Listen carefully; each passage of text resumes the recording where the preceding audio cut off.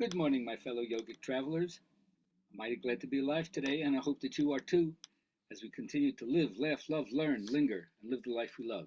Occasionally, you gotta labor, definitely gotta loaf, and don't forget to use your loofah pad. This is from Alexander Solzhenitsyn's Cancer Ward.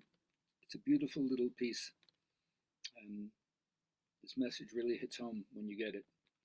Kostoglatov said, all I'm saying is that we shouldn't behave like rabbits and put our complete trust in doctors. For instance, I'm reading this book. He picked up a large open book on the windowsill.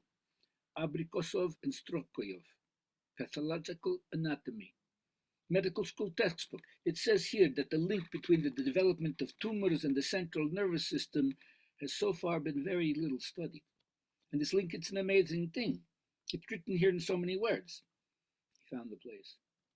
It happens rarely, but there are cases of self-induced healing. You see how it's worded?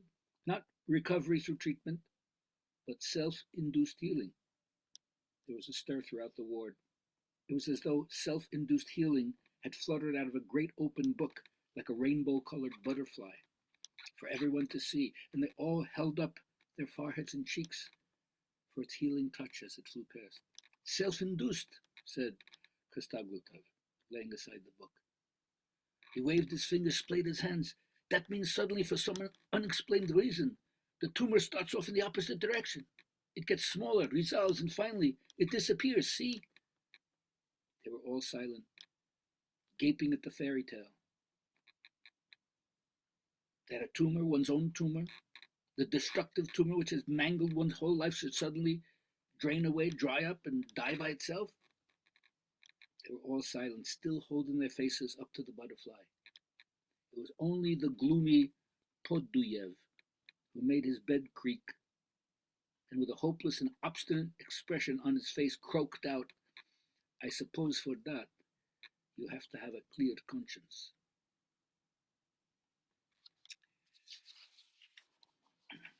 All right, my journaling question for everybody today is, who pisses you off and what is it in them that you don't like that you have in yourself?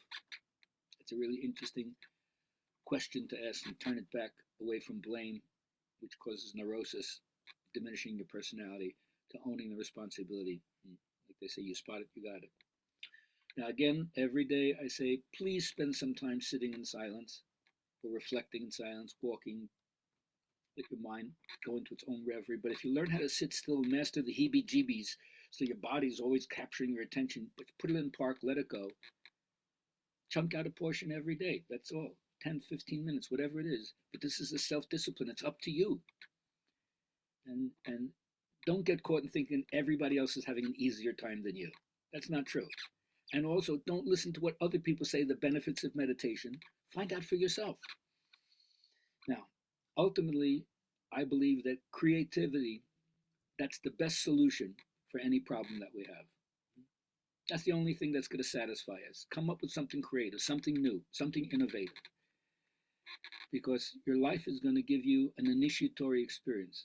It takes character to deal with this. It's going to test your character. It's going to tax your character, and it's going to transform your character. So when you're in a position of strife, and everybody has this ongoing, recall the unity of life, because that's the way to be creative in conflicted times. Now, what gives you, how do you recall the unity of life? Well, first you have to have an experience of what Joseph Campbell calls transcendent to transparent to transcendence. Something breaks through. You see the epiphany. You go inward to your deepest self and you discover the ground of being there. And then, of course, you got to bring that realization back into the field of time. And of course, you see, that's the function of the artist within each person. Because the artist finds something and expresses it, and it has a symbolic meaning which resonates in your psyche, and that suggests the truth. So remember, there's no one to change but oneself. And the truth is that your own subconscious wisdom is so deep, it has know-how. It has done everything. You don't have to assist it. Just release it. And I hope you all find the joy, which is nothing but pure positive energy flowing through you. And you find that when you find what you love to do and do what you love.